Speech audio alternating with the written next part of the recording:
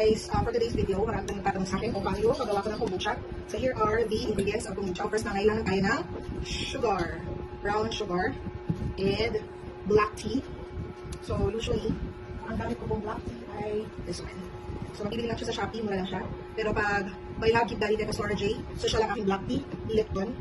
Ayan, and then ginamit ko lang siya for like 30 minutes, pwede na siyang tanggalan ng tea bags, and then kaya lang siya let it cool kasi hindi pwedeng si SCOBY ko ay ilalagay sa jar na lupa. Okay, and then of course, kailangan din natin ng syrup ng kombucha. So itong syrup ng kombucha na to, fermented na siya for 14 days para sa bagong fermentation. And then I do have my 5-liter jar, ayan siya. And let's begin. So first, I will put my black tea. So, yan, nalagay ko siya ng ayos.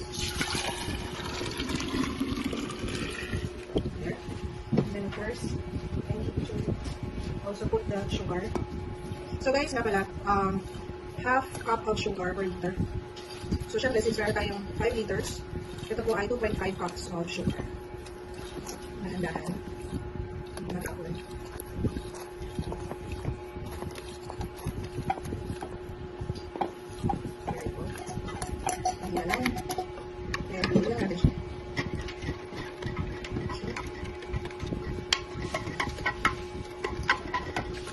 And then, let's put the syrup.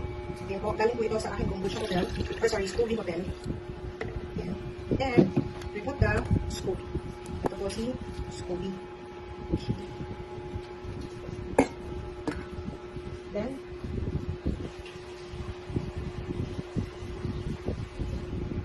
kumuha po ako ng water.